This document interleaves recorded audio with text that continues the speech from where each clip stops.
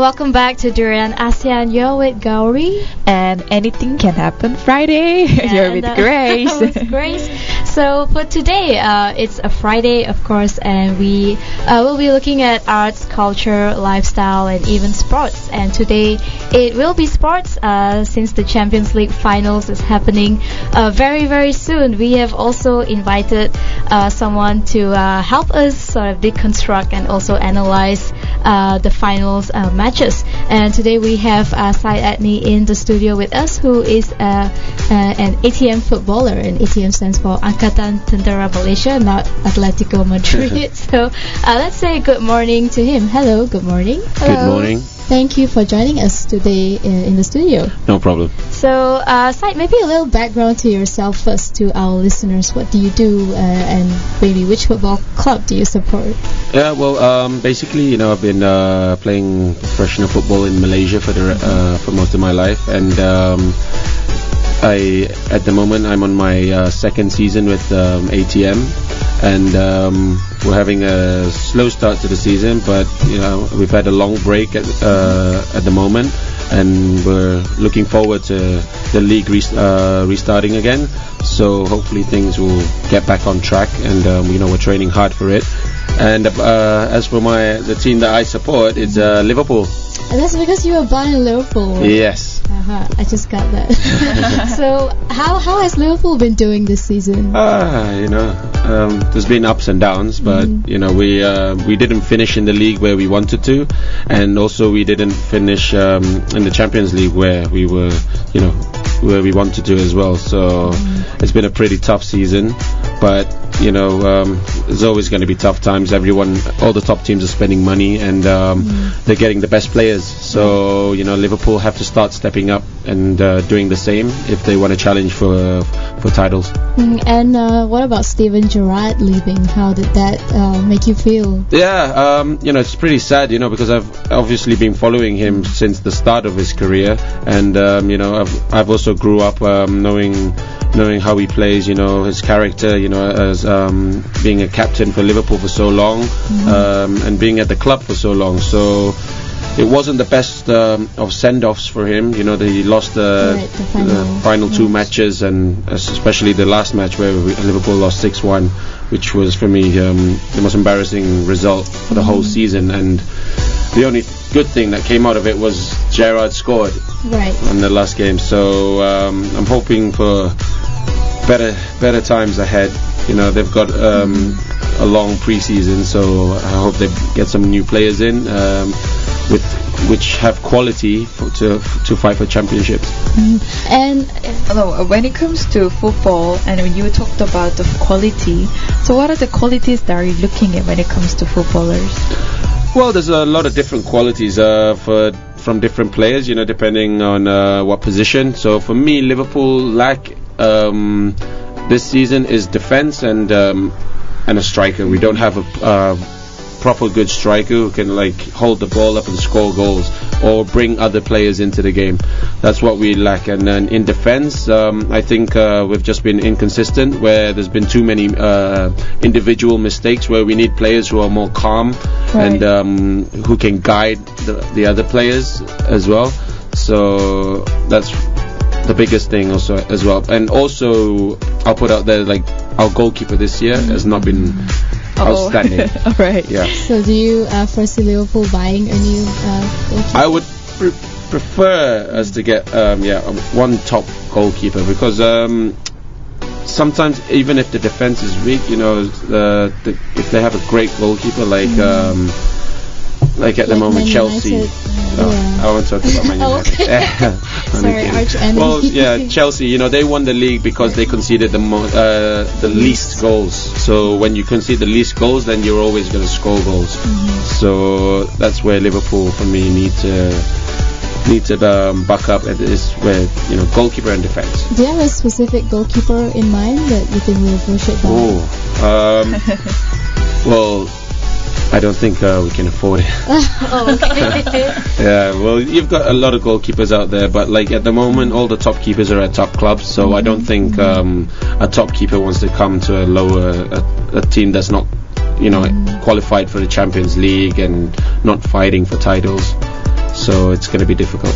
All right. So moving on to the Champions League now. Who have you been sort of rooting for the whole time? Well, from the start, obviously Liverpool, but we did not get to the knockout stages. Yeah. So after that, I was more to.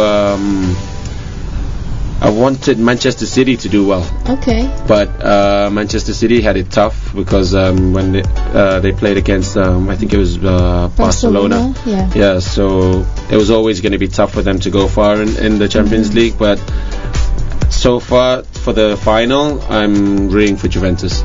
Okay. So looking at the semi-finals, of course, we had Real Madrid versus Juventus, and also Barcelona versus Bayern Munich. And let's talk about Barcelona and Bayern first. Well, I think the reaction was sort of mixed because Bayern is a very, very strong team, and going up against Barcelona, did you think that Bayern could actually take them, or did you predict Barcelona winning? Well, for me, it all depends on Messi. Whether Messi performs or not, because he's the one that does the magic in the game. He brings magic and flair to the team, and although I'm not going to forget Neymar, Suarez, and all the rest of the players, but when he gets the ball, it's just it's just something different. So is it true that other teams have their whole team members, but when it comes to Barcelona, it's Messi only? Well, I wouldn't say it's just him, but he can change a game anytime he wants. What is so special with Messi? Why is this Messi so highlighted when it comes to another planet? Yeah. Recently, someone said Messi's an alien. I think that was Fernando Llorente exactly. from Juventus said he was an alien. So the recent Copa del Rey final, he just how he took a ball from halfway line and just took them on and scored all by himself. That's what he can do. But when he's also very dangerous when he brings in other players as well, because Barcelona have just such great players around him. So I think that's where they might have the upper edge. But I think Juventus are more better defending side. Bayern. Bayern. Well, for the finals. Sorry. Yeah. So Bayern, through the first leg they were torn apart. That was. So they just weren't in the game the first leg. 3-0 loss. I don't know what to say about the first leg, but second leg they did show a good fight where they won the game, but they just couldn't get it on the aggregate. They concede too many goals as well sometimes. So is it only about Messi, or is also something to do with the way Bayern plays their game, especially against Barcelona? Should they have changed it up a little bit? Well, especially when Bayern have Pep Guardiola, because Barcelona, they don't really change the way they play. They're more or less just the passing side, pass and move, and great individual players. Tiki-taka. So, I think with Pep's experience, I think he should have knew how to defend against Barcelona. But I think also because of the pace of the Barcelona players, where Bayern just couldn't handle it. I think they were just steamrolled over. So Barcelona was too fast for them. Yeah, for me, they're very fast. Because when Bayern, they went for attack, they left defense quite open. They were just sometimes 2 or 3 at the back. And when you've got Suarez, Neymar, and Messi coming at you, and I think Boateng wasn't really the best of form for both legs. He was very slow. He should be more experienced.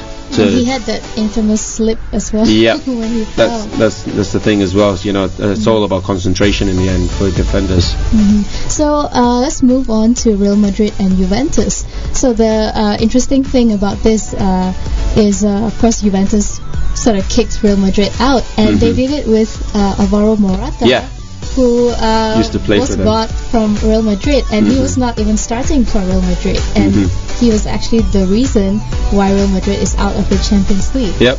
So did Real Madrid make a mistake? Should they start looking more at their youth players and stop? I mean, they bought Gareth Bale, they bought Toni Kroos, James and all, but they could have just kept Morata, and he could have probably won it for them.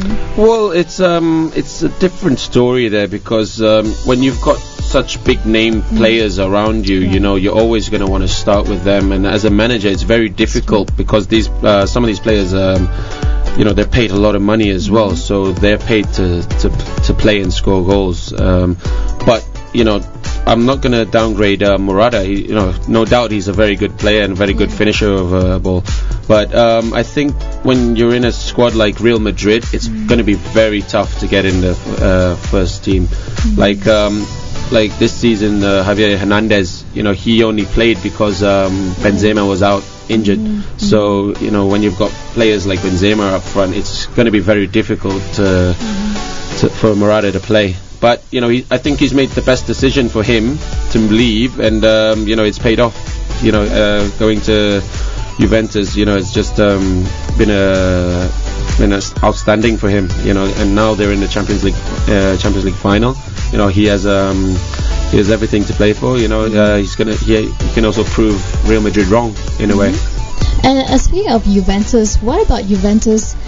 Maybe their style of playing, or the kind of squad they are trying to create, because they have Morata and they also have Pogba, who's also quite young. Yep. So are they trying to go for more of a younger squad, buying players who are not so big yet and polishing them? Well, you know, at the moment their squad is it's a pretty old squad at the moment. You've got only the 3-4 players who are young, like Morata, Pogba, and at the moment I think this is where the younger players are going to shine, where you've got so many experienced players around you, where, you know, who can easily read your game and bring you into the game.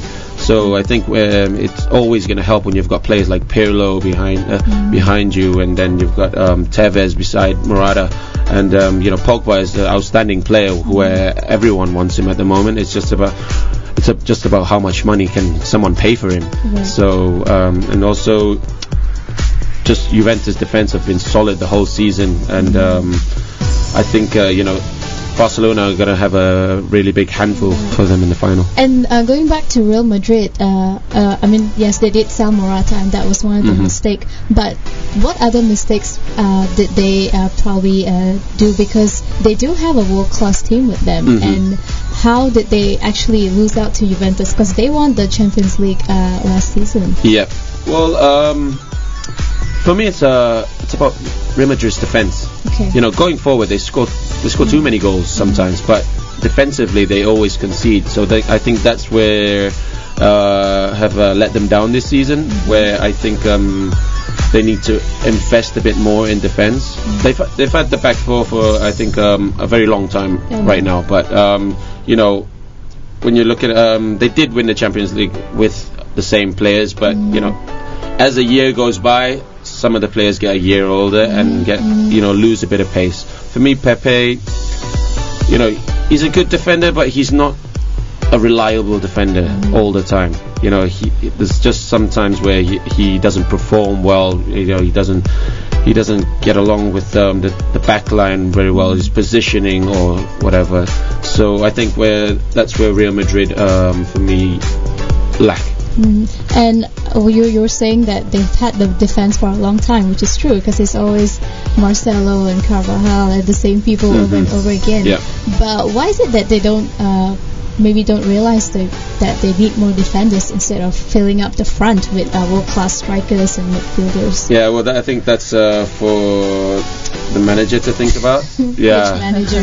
Yeah, well, the rumours are Rafael Benitez, but I mean, like, while Ancelotti was there, you know, I think you know, he knows the players more than anyone else knows the players. So this is where he has to make decisions, and I think because the management are also they work very close with the management, so I think, you know, the management also has a say in which players to buy or whatever, because, you know, the money is coming from the management. So I think that's just one thing where Ancelotti lost his job, because, you know, they weren't great defensively. You know, if they were great defensively, they would have won the league and they would have been in this final. So I think that's where Real Madrid have to buck up. And going back to La Liga a little bit, Real Madrid also lost to Barcelona, and just by 2 points, and Barcelona end up winning the league. So is it the same problem? Was it the defense? Or I think I'll just put it to the same problem, because they also lost games against smaller teams where with the squad they have, they should be steamrolling over all of these teams. But no disrespect to Valencia, Sevilla, and the rest, but with the squad they have and the investments they've made, they should be winning the league. But you can't win a league without a good defense, and they have conceded too many goals, whereas Barcelona have the edge where they are just stronger in defense. And comparing the BBC with the MSN is Bale, Benzema, Cristiano, and Messi, Neymar, Suarez. There's been a lot of comparisons going on Facebook, on Twitter, to see which is the most powerful duo. And I think you're more inclined towards Real Madrid. But what do you think? Who well, for me, I'm always, if it's in the Spanish league, I'm always going to be more to Real Madrid. But when you got to put down and think logically how this combination is with the other combination, like Real Madrid and Barcelona combination, I'm gonna go with the Barcelona combination, because that's just world class players right in front of you. Three of them combined together, and anything can happen. But no, you said, Real Madrid as well, they have the same quality, but I think the Barcelona trio, they work better together. And why is that? What do you think that Bale, Benzema, and Cristiano are missing? Do you think maybe Cristiano tries to score more than the others than passing the ball? It could be, but he scores a lot of goals. But maybe I think he could provide a bit more as well. He doesn't assist as much as he used to. I think it's more of a personal thing. I don't know. It's just my opinion, but maybe it's the pressure of being the world's best player. Well, it could be, but it's very tough between him and Messi. So, but for me, Bale has just came to Real Madrid, and I think it's going to take time for him to gel. I'm not saying he's done bad. He's done pretty well, but he could do better. But I think to do better, he needs more time. But Suarez just got to Barcelona as well, and he's already found his... but from as a British player coming to Spanish league, I think it's a bit different. But because Suarez, they're all it's a Latin attack, and Latino players, I think they just gel more quicker when they're all together. So let's move on to the finals now between Juventus and Barcelona. So I'm assuming you're rooting for Juventus. Yes, I am. Because you hate Barcelona, or? Well, it's not because I hate Barcelona, but I think I want it to be a bit different. Okay. Yeah. So because it's so easy to predict that Barcelona is going to win. Yeah, that's one thing, and also Juventus, they've had it pretty tough at the start of the season, where they had to change manager, and at the start of the season, Allegri wasn't really favoured for the position of the job, because when he left Milan, it wasn't he wasn't doing well with AC Milan. So when he came to Juventus, I think there was a bit of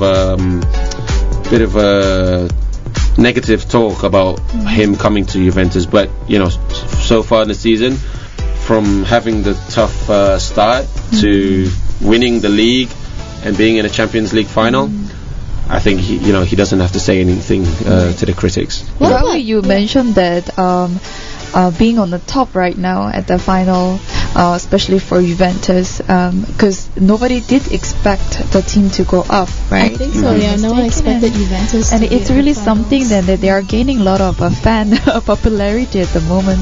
So I guess a lot of people are supporting Juventus at the same time for this.